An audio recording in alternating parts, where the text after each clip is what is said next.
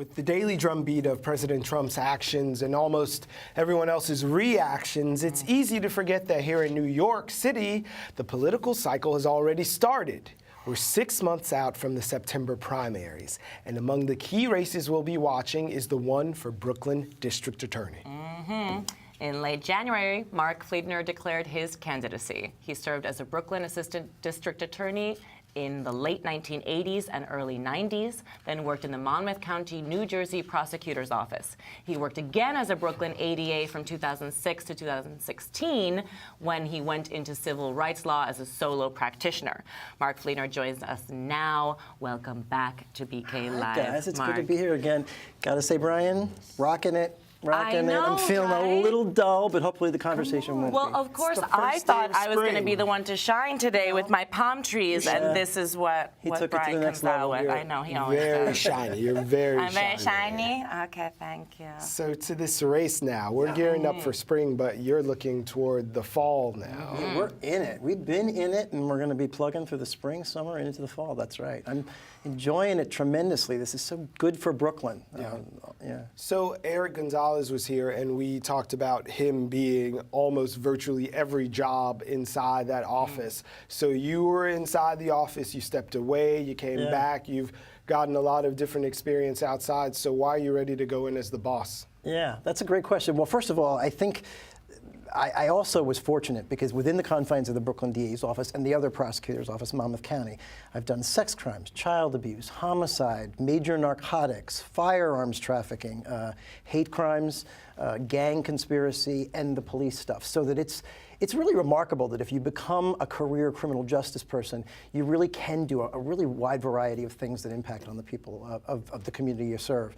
But I also am really grateful that I had the time that I've had on the other side of the courtroom, if you will, because at 2 separate times in my career, including now, I've stepped out of the kind of bubble of the prosecutor's office to see the stakes when you are representing somebody whose civil rights were violated or somebody who is a criminal defendant who's facing the prosecution and concerned about their constitutional rights being protected.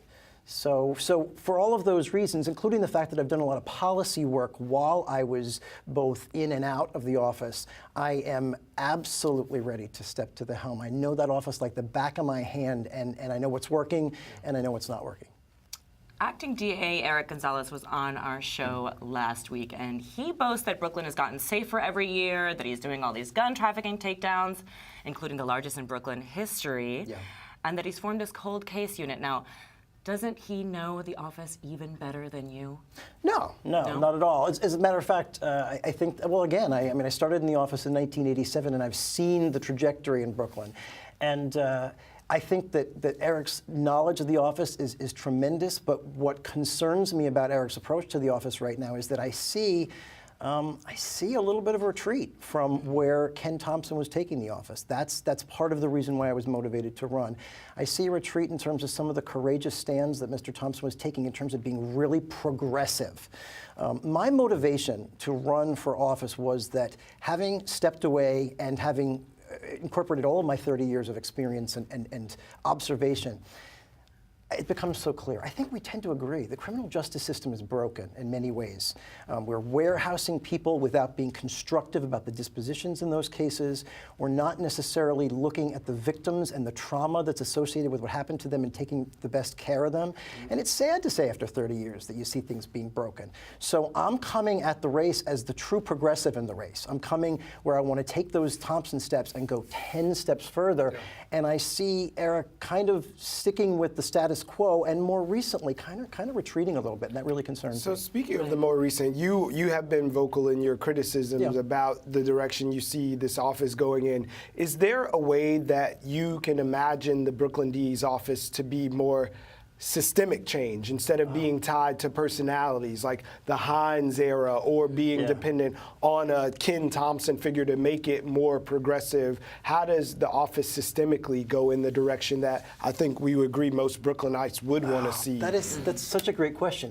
It's not about personality. It's about being a reformer. We all talk about criminal justice reform. We watch the movie 13th and we see all of the things that are wrong. But what's become so clear to me is that the person in the system who is in the best position to achieve that, really the only person that's able to achieve it, is the person of the local prosecutor. The judges, believe it or not, have less discretion than the prosecutor, who can fashion constructive solutions to cases that the judges don't have control over. Certainly the defense attorneys can't, and certainly those accused or reporting a crime don't have that. So that my position is that the reformer is the prosecutor. And what is so exciting about the idea of doing that in Brooklyn is that we're in such a high-profile position here, where people are looking, and we have this great access to the media. People around the nation are looking to see whether progress can truly be made in criminal justice reform. And I had to be heard, and I had to step out there and say, the prosecutor can be the reformer. You ask me how? How? Okay. Let's say, Mark, let's give us 3, let's say, specific reforms we could expect if you were to win. Thank you. We are dropping the ball on constructive dispositions. Every time that a crime is committed and somebody's charged with a crime, we need to look at what was it that drove the criminal conduct. So often in Brooklyn and New York City today, it's mental health issues, substance abuse issues, sometimes poverty, unemployment, lack of access to education or employment, and we are not creating partnerships with people that are out there in the community doing good work right now, great nonprofits, great service providers, so that the DA's office can formulate a plan with those service providers to provide people with alternatives to incarceration, alternatives to felonies, sometimes alternatives to charging, so that they will not deal with the stigma of those charges for the rest of their life, but have an opportunity to work them off and look toward a future. That's one concern, and that's one of my and I've talked to great service providers who are ready to go, people that are blocks from the DA's office who've never been approached and engaged with these kinds of topics. The other thing is that I really see a need for reform in terms of the way we handle the victims of crime. And when I talk about victims of crime, I'm a little bit broad about it. I'm talking about the victims, the witnesses to violent crime who are traumatized, and also those who lose their children and their loved ones to homicide.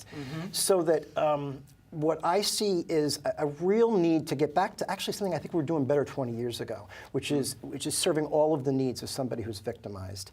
I have too often seen, in all of the jurisdictions, including Brooklyn recently, victims of crime treated as if, frankly, they were kind of chess pieces in some kind of political game, points to be gained by a case that you prosecute, without looking at, am I constantly informing the victim and the families of what's going on? Am I getting their input on the dispositions? Am I making sure that they know before anybody else knows about what happened to this case, and therefore acknowledging the dramatic impact that crime's going to have every day for the rest of their lives? So let's switch gears a little bit. You talk about the role as the prosecutor, as a reformer. There's news coming down about Donald Trump reassigning judges to sort of 12 key sanctuary cities as we sit here in New York. So we, of course, are among them. So this is his sort of move at hastening his policies using the bench. So I wondered, as Brooklyn's top prosecutor, how you're willing to take that on. Oh man, that makes all that we're doing at the local prosecution level in cities where we do not see the world the way that the president does, that we are taking these progressive steps and that we are steadfast in our commitment to them. You know, I was watching your segment recently, before this, about, or the show prior to yours, about the immigration issues that are currently pending, about people that are being held today by ICE. I hear from so many people that are so afraid to reach out to the NYPD if they've been victimized in the context of their human rights, and hate crimes, human trafficking, and saying, I'm afraid to call 911 because I'm afraid to give that information to the police because it could be utilized against me in terms of my status. That's why one of the things I have added to my platform is something that I call Operation Safe Here. It's actually very simple, although it takes some ingenuity to get it set up. If you do not want to report and have police respond to your place of residence or work, you can call the prosecutor's office directly once I'm in charge. And you will reach a specially, culturally competent team of people, investigators and social workers and the assistant DAs who are assigned, who will take only the information that we need to investigate and prosecute the case. And then here's the critical part, a vow on my part that we will fight zealously against any agency that wants to get access to that information for any reason that could be detrimental to those that were victimized. And that includes going to court, and that includes fighting the kinds of critical fights that the ACLU and others have been having in court. These are the kinds of creative solutions that we need to the world that we're facing now that I intend to implement and want to keep listening to people about because they are scared. Yeah. Yeah. Yeah, really scared. And actually those issues always come up when you're talking about domestic violence, right, which is a lot of work that you've done too. I mean, holding that over the victim, their status. Domestic violence. And it's not just the police. I mean, you really are afraid to call anybody, even those community organizations that you were talking about. And so that's really important, at least to me, to create that safe space. Marc, I'm going to change gears again. Sure. You're the first member of the LGBTQ community to run for Brooklyn DA. If elected, how will that inform your decisions? Well, look, I mean, being the member of a traditionally disenfranchised community always informs what you do when you're looking at the way that the system responds to communities. You know, you can imagine, particularly there are folks within the large LGBTQ umbrella that have been afraid to access the system because the system has traditionally treated them with ways that were either outright discriminatory or dismissive, and so that they've decided that the system doesn't work for them. One of my quests is to say to all disenfranchised communities, you need to be looking at the system. Yes, lots of people talk about what would it be if NYPD was very different than it is today and all of that, and that's an interesting question that we need to keep looking at, but we live in a world where we are going to have generations where we need to be safe and sound. And I am saying if you've got a progressive prosecutor who understands the concerns of those disenfranchised communities and is ready to serve them in a way that is sensitive to their needs, culturally competent, and never loses focus on the fact that as victims they need to be protected, then I think that what I say as a gay man, an out gay man, is going to speak to every disenfranchised community, like the immigrant community and the other communities that the LGBT community is so well providing an alliance with today under our kind of resistance movement that we're all under. Yeah. So looking toward those alliances, I wonder who's on your squad? What's your coalition look like? Because the DA's race was the only competitive race in the whole of Brooklyn last time, and it's gearing up to be the same sort of thing. So who are you calling on to get you into the office? What's it going to take? Well, first of all, you can only imagine how much great energy there is for those of us who, after November, said, what can I do? What can I do? Well, my answer to a lot of them is, and whether they're new people who moved to Brooklyn and haven't actually gotten their registration in the right place yet because they were kind of keeping it in that swing state, or whether it's somebody that was in the community before and is now concerned about their rights, is get out to vote on down ballot elections. And we're all looking for social reform issues that we think that the new federal administration is going to be kind of combating us with. Look at criminal justice reform. It's a critical human rights issue on so many different levels. So you need to get yourself out there and vote. So I'm looking at people that neglected to vote before, but I'm also looking at the communities of color that I've served very sort of courageously, I'm going to say, as somebody who took on those tough police cases. Can I ask you specifically, like walking that line between taking the temperature and using this groundswell of outrage that a lot of people feel and not becoming over-politicized, like you had some criticism about the office in the Peter Liang case.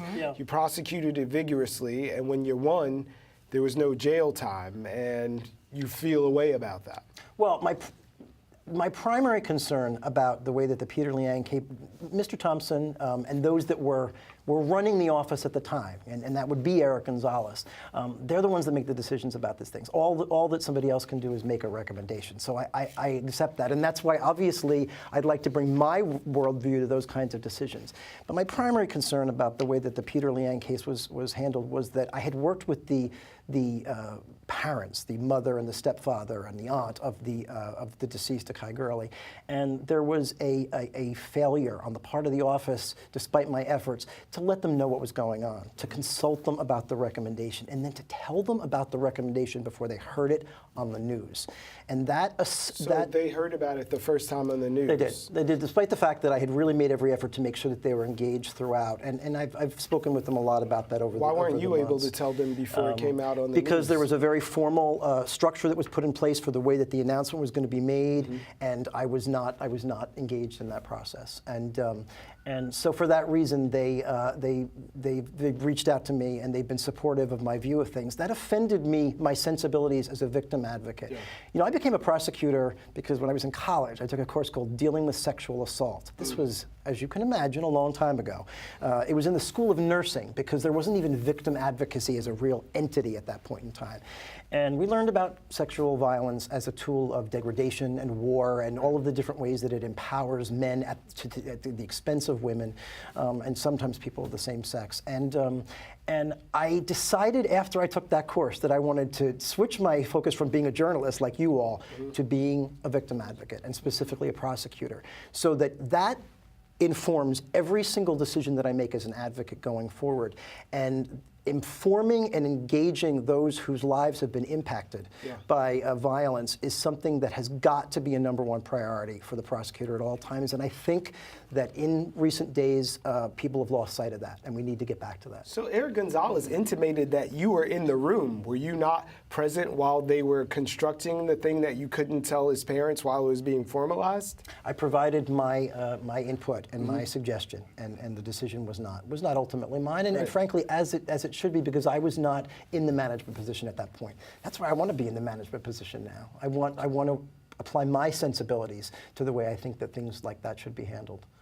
All right. And we'll leave it to the voters to decide. Yes, right. I'm looking. It's been a great experience. It's good for Brooklyn. Awesome. And thank you so much for having me. Thanks for being here. Thank you so much for coming on, Mark. Always a pleasure. Great.